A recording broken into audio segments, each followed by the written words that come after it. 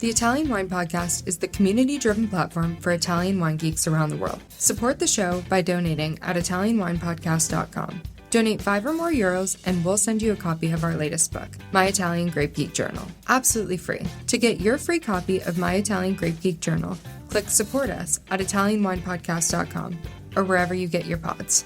Grazie mille.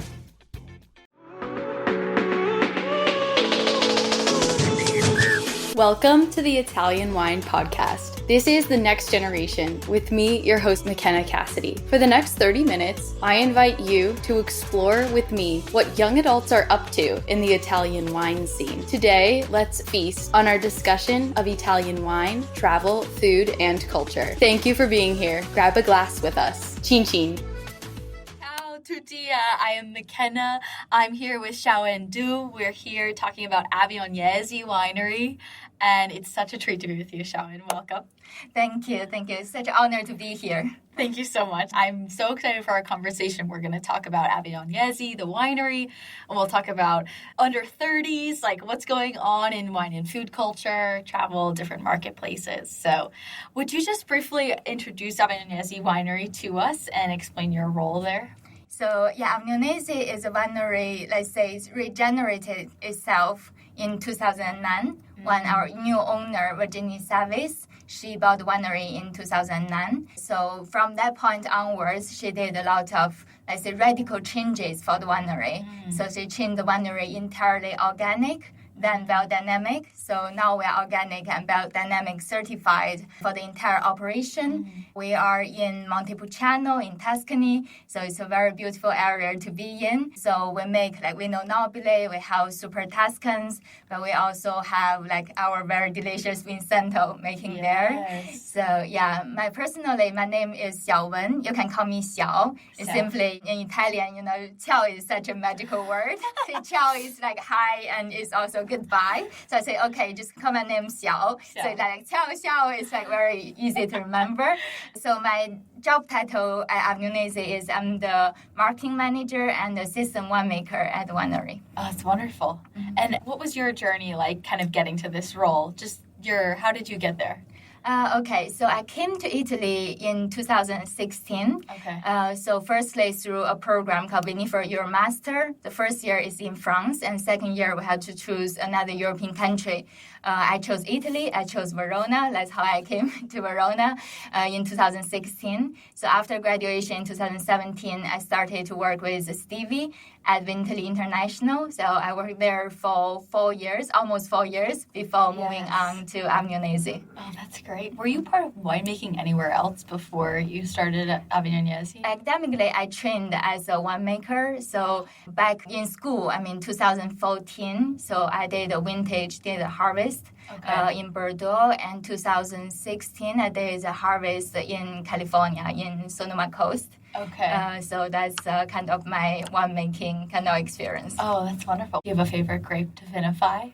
Best relationship with any grapes? At that moment, I have to say Sangiovese. Yes, that's awesome. So we're sitting before a beautiful bottle of Vino Nobile di Montepulciano, which is, of course, 100% Sangiovese. This is the 2013 vintage, so you did not have a hand in making this because you weren't there yet. But it is obviously the flagship grape and one of the most important Italian red grapes. And what is the personality of Sangiovese from your perspective? Like when you're working with it in the vineyard, in the cellar, how would you describe Sangiovese to someone who has never met Sangiovese? Yeah, Sangiovese, I think, is definitely a picky grape in the vineyard. Like you need to take a lot of care to the vineyard. And just walking along the row of Sangiovese, you see the bigger bunches to smaller bunches. It changes even within the row. So there's just such a big diversity in terms of the grape variety. And so our viticulturalist, Alessio Gorini, he's doing a lot of work in the vineyard and he's observing what's really happening in the vineyard.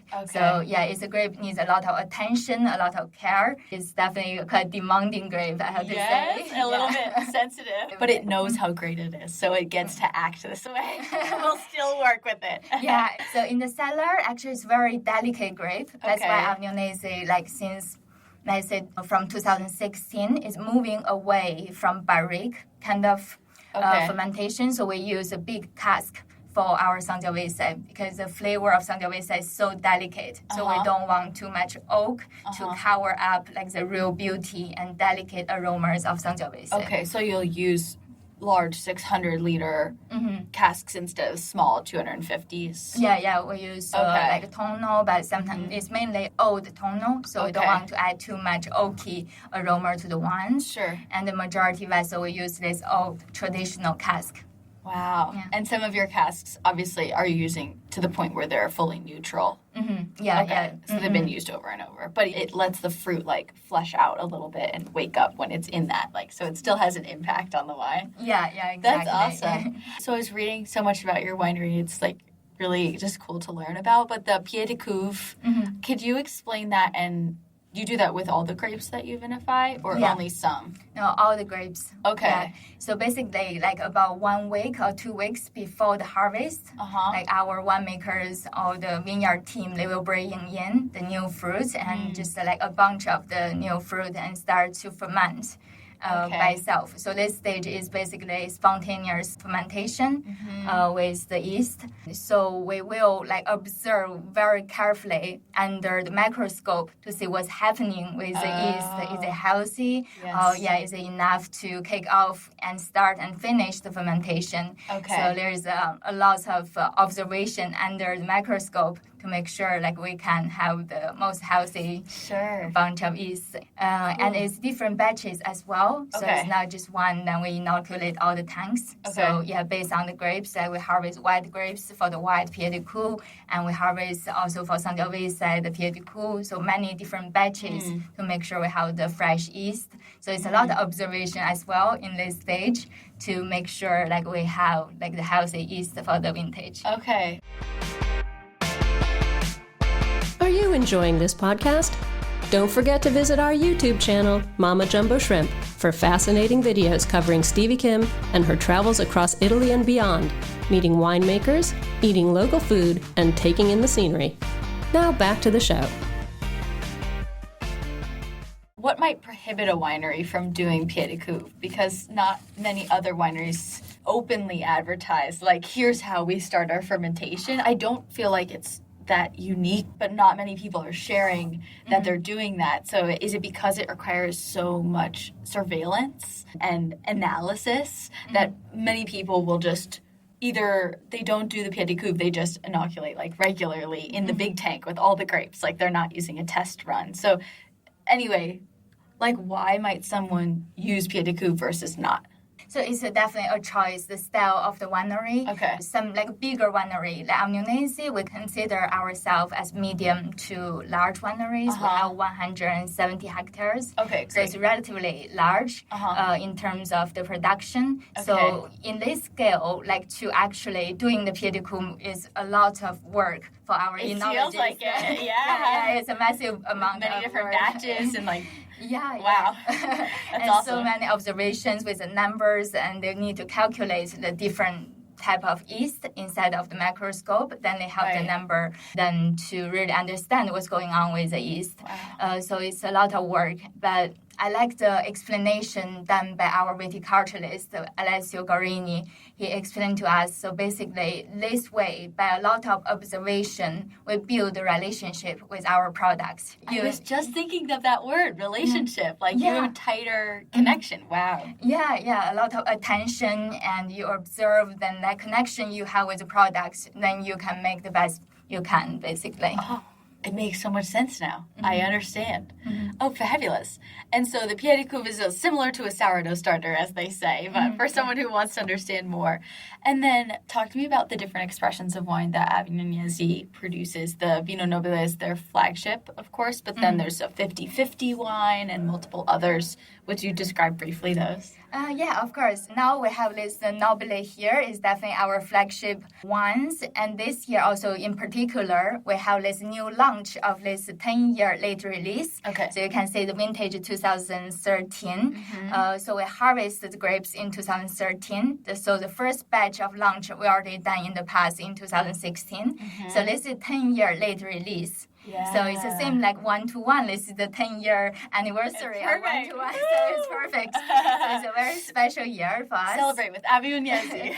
The only one. Yeah, so it's kind of our, like basically saying Nobile can age, and we want to share the aging potential with our customers. Like this year, we only have 700 bottles for this 2013 late release. So from next year on, we have 2014, 2015. So each year we will launch this 10-year late release, and the numbers will go up as well. So yeah, this is definitely our signature ones, and we want to let people know, like from Nobile, even we call it Prunello Gentile. So there is a gentle side of our Sangiovese, but there is also strong aging potential. So this is the one to enjoy, like when we have a milestone in life. We want to celebrate something, so we can use these ones. That's great. Yeah. How would you describe the flavor here of this versus a young Vino Nobile?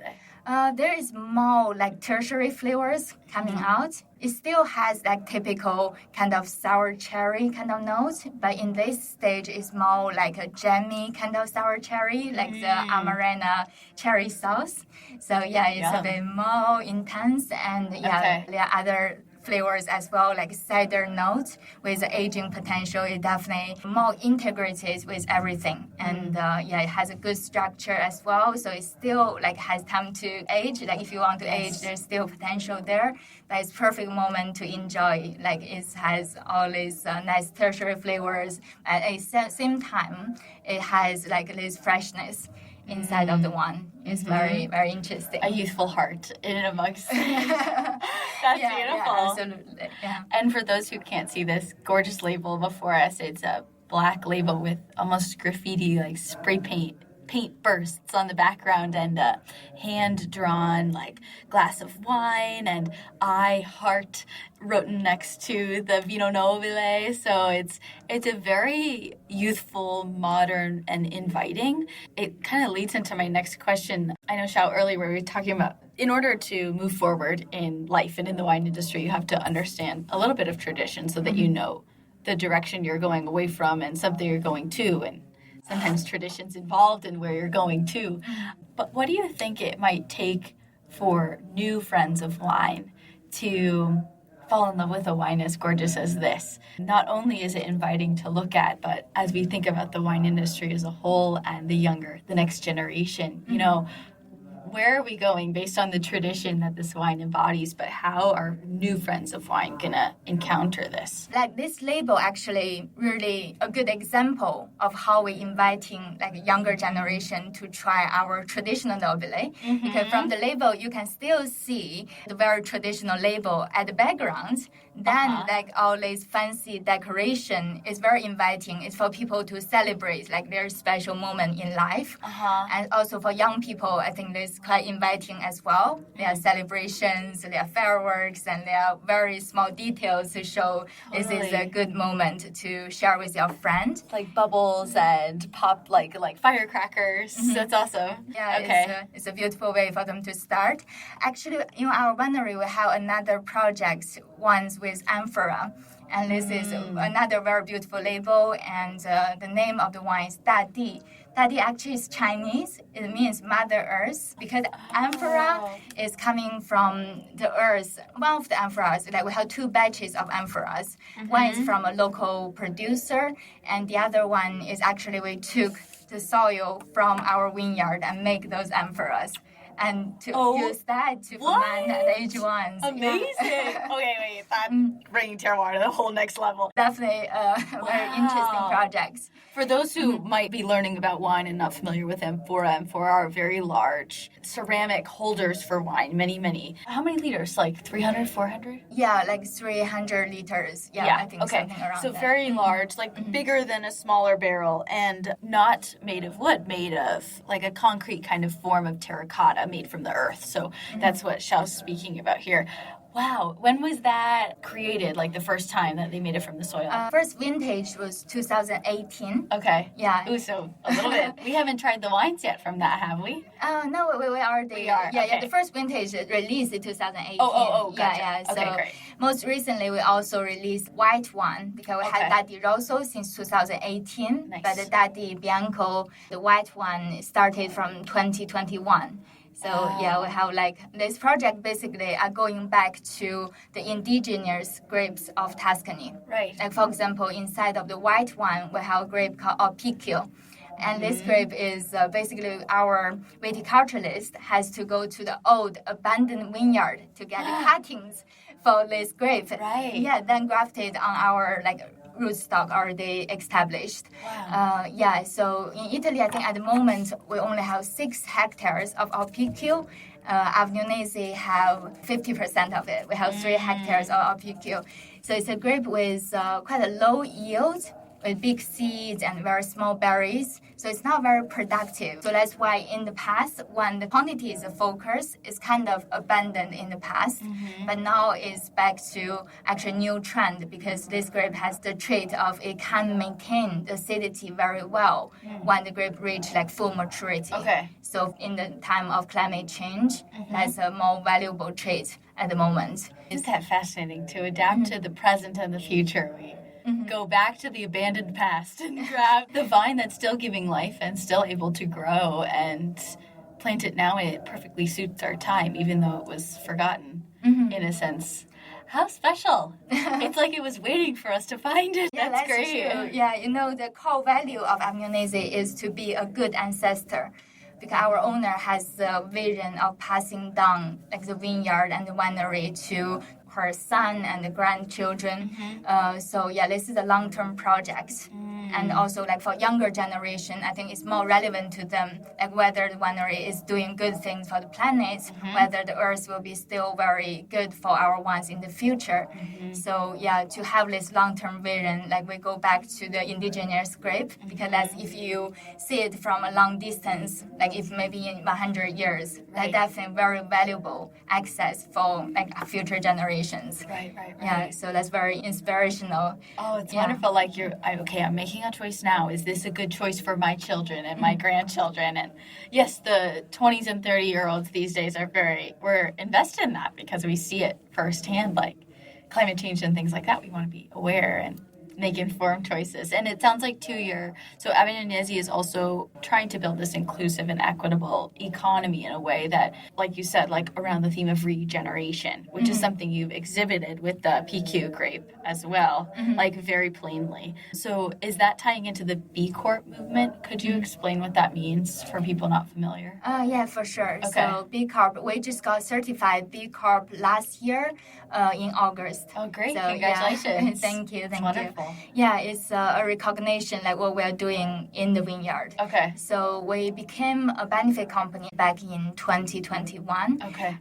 To apply for being a B Corp, there's a lot of procedure need to be done before we getting certified. This certification is very good because it gives you a way to benchmark yourself, which part you can improve on, how do you treat your employee, do they feel part of the community, and how do you give back to the community. So all these elements will give us a direction where we should go.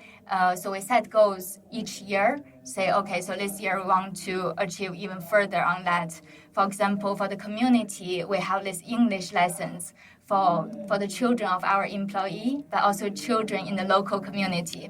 Oh. Yeah, because our owner noticed it's very important for our region, for Tuscany, to have the people who can speak English, who can explain the beautiful place. Then if the children grow up, they can speak English, then they don't need to leave such a beautiful country and go to the city to work. Oh, it's true. Yeah, so it's all about investing the future generation. And so those things are valued by the B Corp kind of assessment. And also there are many other things to help us to keep moving forward and improve on ourselves and keep giving back to the community. Wow. Yeah. The next generation. Yeah, the next generation, exactly. It's such a mindful approach. And your owner is from what country? From Belgium. Belgium, okay. That's awesome. That's so cool. And do the neighbors, were they thinking negatively when that she purchased the winery, or was it a welcome choice? I think the beginning for sure, because she is from a shipping background. Okay. So it's quite different background. So the beginning, I believe people have doubts. But then she proved herself over the years. She was pioneering, for example, 100% Sangiovese for the Nobile. Then the rest of the neighbor follows. So yeah, then she set a good example for the people actually in the community. Like I told you yesterday, like in our winery, we have people from 20 nationalities working there in the countryside of Tuscany. It's definitely something really amazing, and I'm very proud to be part of the team. So I think she bring in the global vision to the company and also to the local community. When they see a good example, like people from different nationalities can contribute very well together to a bigger project and for even prepare for the future generations. And they feel inspired and they consider, she is actually investing in this property and is going to be very healthy, like kind of environment for the future generations. Oh, thank you for sharing that. It sounds like a way of leadership, like to have a way of leadership of diversity and inclusion and sustainability, like long-term, timeless planning, and then to honor the land where she is and the ancient grapes that come there, and to do it in such a way where the community who was there before she showed up is now following her lead. That's such an amazing, literally, regeneration of that space. Sounds as a success so far. I can't wait to see what more is coming. Come visit our winery and witness everything firsthand. It'll be a treat. Thank you, Xiao. I can't wait. Well, this is beautiful. Is there anything else you'd like to share about the connection between yourself, between Avignonesi, between the world before we wrap? In the end, I would like to invite people to taste, which haven't been released yet. It will be released by the end of November, our 2013 late vintage release, Vino Nobile di Montepulciano. It's a wine to honor our core value as a good ancestor and to show the ageability of Nobile. So definitely a wine I will invite everyone to share. And this year only have 700 bottles, so only the lucky one can taste. So share it quickly. Share it quickly.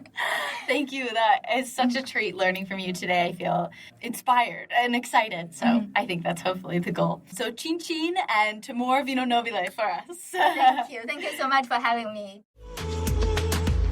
Tante grazie for joining me today. Remember to catch our episodes weekly on the Italian Wine Podcast, available everywhere you get your pods. Salute!